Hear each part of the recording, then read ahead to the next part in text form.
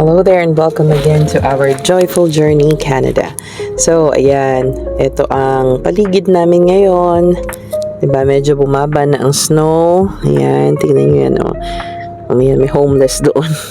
Tapos ito, medyo naglulusaw ng ano dyan, kaya walang gaanong nag-i-skate. So kahapon din, walang nagsiskate kasi para siyang parang slushy yung snow dyan.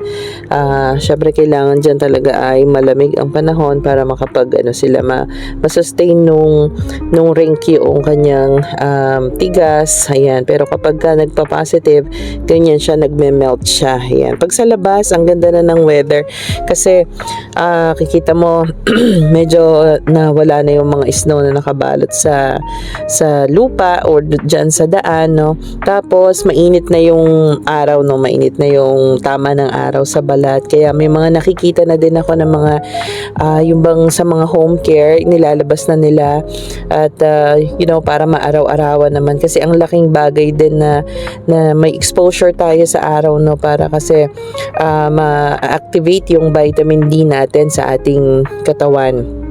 So, yan, isa yan sa mga rason din kaya nagkakaroon ng depression during winter time, kasi nga yung exposure natin sa araw ay hindi ganun ka talas, at saka hindi naman din malakas ang kumbaga sikat ng araw during winter, kaya ayun. So, pag ganito, makikita mo ang dami-daming naglalakad-lakad, no? Actually, kahapon kami nung kaming mag-ina, no, naglakad-lakad din kami. Tas ang sarap din sa feeling na yung medyo nakaramdam ka ng pagod, tapos na-expose ka sa ganun sa araw. So, ayun, kaya yung iba dito para din mapangalagaan nila yung mental health nila. Of course, yung healthy na mga pagkain, tapos yan, yung pag-exercise, kasama yan, reading ng books, tapos makikita mo maraming mahilig magbasa dito, no? So, siguro para to keep their minds, no, na laging may ginagawa para hindi sila makaisip ng lungkot, ganyan, no? Kasi kapag totoo nga naman yung pag walang masyadong ginagawa yung isip mo, talagang maghahanap siya ng poproblemahin, no? So, tayo, I think magandang practice yung pagbabasa ng libro, lalo na yung mga motivational na books, ganyan. Of course, yung Bible, yan, magbasa tayo dyan kasi andyan naman talaga ang mga word para for our salvation, no? Once na naipa-practice natin yung mga yan. Tapos, what else? Journaling, magsulat-sulat tayo ng mga things na, for example, yung gusto pa nating ma-achieve. Tapos yung mga like mga gratitude natin, yung mga bagay na pinagpapasalamat natin, napakalaking bagay ng mga gratitude journal, ganyan, or gratitude prayers, no? Isa pa, no, yung kasabihan na count our blessings. Ayan, kasi once ganyan ang practice natin na nagbibilang tayo ng blessings sa atin, talagang every little blessing na dumating sa buhay natin, even the simplest thing na akala mo normal lang, no, yung pala yun yung mga pinakamalaking blessings ni Lord. Like yung ganyan, gigising ka ng maganda ang sikat ng araw, or gigising kang kasama ang pamilya mo, you're able to again share your love for them, serve them, yung mga ganun ba, no? Kasi talaga namang hindi araw-araw ay pinangako sa atin, walang pinangako sa atin. Ang pangako lang sa atin is yung ngayon, no, na meron tayo. Pero yung tomorrow, walang pinangako na ganyan. That's why yan ay every gising is a blessing, sabi niya. I don't know kung sino na yung nagsabi ng ganon, pero isa yan sa mga napakatunay na bagay, bawat hininga natin, blessing yan. Tapos yun, so always keep praying lang, no, for our dreams na maging totoo. Tapos asama natin yung family natin when we pray, kasi ang laking bagay ng naririnig mong they also pray for us. Yun ang isa sa mga ko para sa aking mental health, no. Tsaka it's good to know din na nakaka-uplift din na gumagawa tayo ng mga ways to manage our mental health, ganyan, di ba? Kasi kung wala kang ginagawa, so syempre mas lalo kang malulungkot, or kung hindi mo nakikita yung sarili mo na nag-e-effort para makaalis ka dun sa medyo depressing na situation, ayun, parang lalo kang madadown, 'di ba? Kasi parang alam mo na nga na nahihirapan ka mentally, emotionally, may battles ka, but wala kang ginagawa para to get out of that situation. So, yun ang mahirap. That's why, yan, importante may mga ways tayong ginagawa to improve our mental health and to protect our emotional health as well. Today, ang talagang ating topic ay etong isang Filipino na vlogger, no, or content creator na napauwi at naban pa nga, no, for 5 years dito sa Canada. So, bakit ba nangyari yan? But first, no, talagang ang content creation ngayon ay talaga nag-explode siya, kumbaga. Kasi kung isipin mo, no, parang ang ganda ng opportunity na naibibigay ng content creation, and sa YouTube na lang halimbawa, tapos sa Facebook ang daming mga formats, no, to be discovered by your audience, no, na nakaka-relate din sa iyo. Tapos ayan na nga, makikita natin na hindi lang yung mga artista ang merong power ngayon, hindi lang para sumikat ha, but more on mas nag-open ito ng opportunity sa nakararami para na willing, no, na magbigay ng entertainment or sometimes ng valuable lessons sa kanilang mga videos para magkaroon sila ng magandang buhay, 'di ba? Alam naman natin yung mga artista talagang malalaki din yung kinikita niya, no, pero ngayon equal opportunity na ang nangyayari. Pati yung mas maliliit na mga or yung mga hindi sikat na tao, basta willing ka na magpakita ng iyong talent, 'di ba?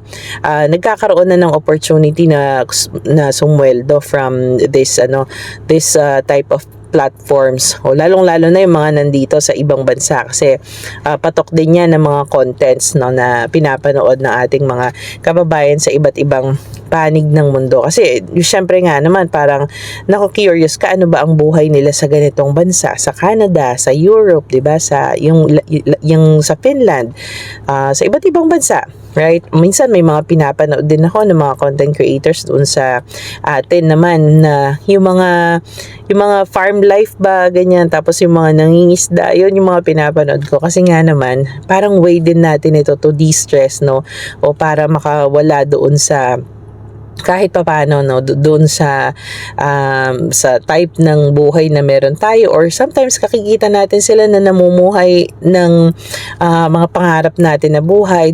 Nakakatuwa din, no, na possible pala, ganoon, parang they serve as an inspiration for us as well, na posible pala yung mga bagay na yan.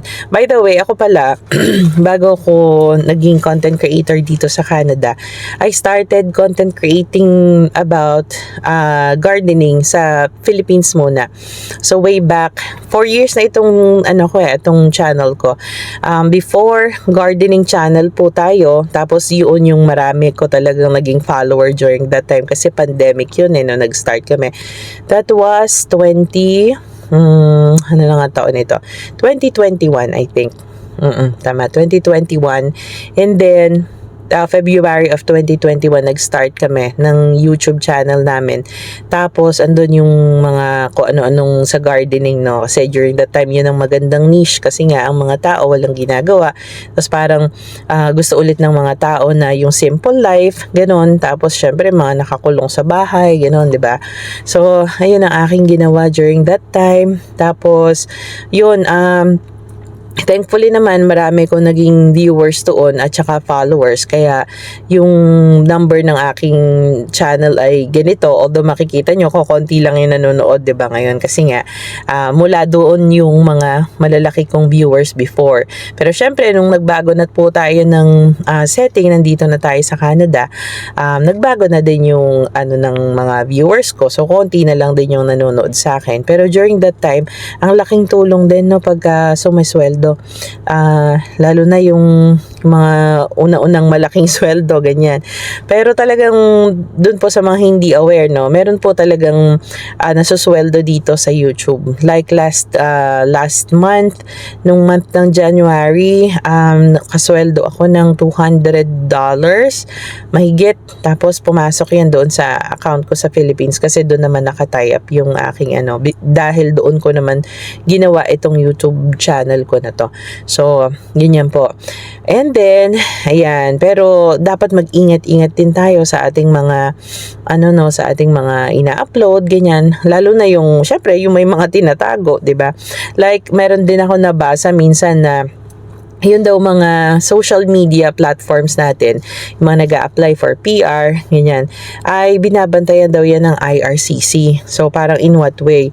Although sabi doon na hindi naman yun ang sole na pinagbabasihan, no, kung legit ba yung iyong mga sinabi dun sa iyong application, sa iyong experience, ay pwede din gawing basihan yon kung feeling ng officer ay kumbaga nag 50-50 siya do sa application mo, tapos checkin niya siguro yung iyong account, lalo na kung ito ay naka-public, no. Pero I think pagka private naman, hindi naman na nila yan ma-access.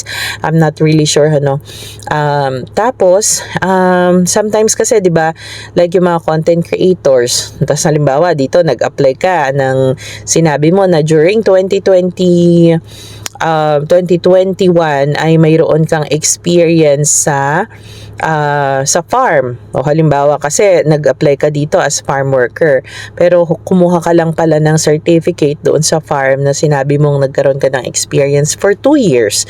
Tapos pag binalikan nila yung mga Facebook post mo, ikaw pala yung nagtatrabaho sa Jollibee or sa kung saang fast food chain during that time. So parang imposible na nagwo-work ka sa farm tapos nagwo-work ka sa fast food chain, 'di ba, yung mga ganon. Or ikaw pala ay teacher before, tapos nag-experience ka ng ganon, ng may farm experience ka, halimbawa sinabi mo doon, tapos nakita nila na eto may picture ka pa ng graduation, may picture ka pa ng mga different programs, tapos mga activities sa school during the year na inassume mo na ikaw ay merong experience. So yung mga ganon, no, kailangan unang-una sa lahat, syempre dapat tama yung inaano mo, tama yung inilalagay mo doon sa iyong experience, no. And then what else? Yun nga, so yung vlogger na napauwi, it's because siya pala ay tourist visa, no, under tourist visa pala siya, tapos siya ay nagva-vlog ng about sa cleaning, na ito yung work namin ngayon, parang ganon. Ako ay tourist visa lang siya, although tourist visa siya, ay nakakapagtrabaho siya ng ganito ganyan, tapos pinapakita niya kung ano yung wino-work nila, then siguro baka nasi-share niya din yung kanyang mga sinasahod, ganyan. Tapos of course, ayan, so may mga nakaalam na probably, no, yun yung mga tao na alam na tourist visa lang siya, but nagwo-work siya ng ganon. So sabi doon, probably Pilipino yan yung nagsumbong dyan, kasi daw merong nakukuhang pera, no, pagka nagsumbong ka. I think pwede din namang hindi after doon yung Filipino na yon na nagsumbong. At di rin naman natin alam kung Filipino talaga yung nagsumbong, dahil syempre hindi naman din dinidisclose yun. Pero yun na nga, totoo ba yun? Hindi ko din po alam, no, kung totoo yun na may mga nakukuhang pera. So dahil doon, siguro nagkaroon ng evaluation, baka nung nagre-renew siya, tapos of course nakitang ganun, no, yung mga pinaggagawa. So ayun, napauwi na siya, tapos na-ban siya for 5 years, kasi nga syempre bawal kang mag-work dito when you are under tourist visa, unless makakuha ka ng visa mo at maayos mo muna yon into working visa or into parang lamia, ganyan, saka ka pwedeng magtrabaho, di ba? Pero hindi ka pwedeng magtrabaho outside doon sa sinabi doon sa iyong permit, no? Like for example, minsan may mga close work permit na kung tawagin. Halimbawa, sa farm ka, sa isang particular farm, o pagka close work permit ka, doon ka lang sa farm na yun pwedeng magtrabaho, hindi ka na pwede sa iba, hindi ka rin pwedeng mag-sideline, I think, no? Pag minsan naman, yung restricted open work permit, pag ganyan naman, halimbawa ikaw ay gaya sa amin, mga HCCP or home child care provider, pwede kaming magtrabaho sa iba't ibang tao, basta privately, no, na magnanani kami kahit ilan pa yan na kaya mo, no. So ayun, tapos pero hindi ako pwede doon sa ibang klaseng trabaho, hindi ako pwedeng pumasok as worker diyan sa KFC o doon sa ibang mga fast food chain, yung mga ganyan ba, no? So mag-follow lang tayo, no, doon sa mga dinesignate sa atin nung ating mga permit, no, para walang maging problema. Tsaka ayun, yung ibang mga Filipinos talagang ganun, pagka nakita ka na may siguro umaangat ganun. Pero kasi naman kung may probable na reason para maisumbong mo siya, I don't know kung yun ba ay moral, moral responsibility ba natin yun na isumbong yung tao. I think sa akin naman, kung hindi lang din siya gumagawa ng ano man tawag dyan, yung makakasama sa ibang tao or makaka-endanger sa buhay ng ibang tao. Parang saka lang siguro ako magsusumbong. For example, kung nakikita ko na yung tao na yun ay, yun nga, gumagawa siya mga activities na pwedeng maka-endanger, no, sa buhay ng ibang tao at saka maka-disrupt sa peace ng pamumuhay. So, yun siguro ang mga Kaya lang, sabi nga, hindi naman siya maisusumbong kung wala siyang ginagawang hindi tama. So, ganon. Dapat talaga nasa ayos ang bawat kilos dito kasi, ayan nga. So, napakalaking consequence nun, no, yung 5 years na nakaban ka. Tas hindi lang yun, syempre, meron ka ng record na ganon. So, possible na talagang mahirapan ka ng makabalik. Although, hindi naman imposible, kaya lang, talagang sa dami ba naman ng nag-a-apply dito na walang kumbaga walang ginagawang katulad nung violation na ginawa mo, uunahin ka pa, 'di ba, na may violation. So I think yun, magiging ground yun para mahirapan na ulit na makabalik. So ayun lang ang aking konting video for today. I'll be back doon sa bahay at kailangan ko na uling maglaba at mag-mommy duties. So bye everybody. Take care always. And God bless us always.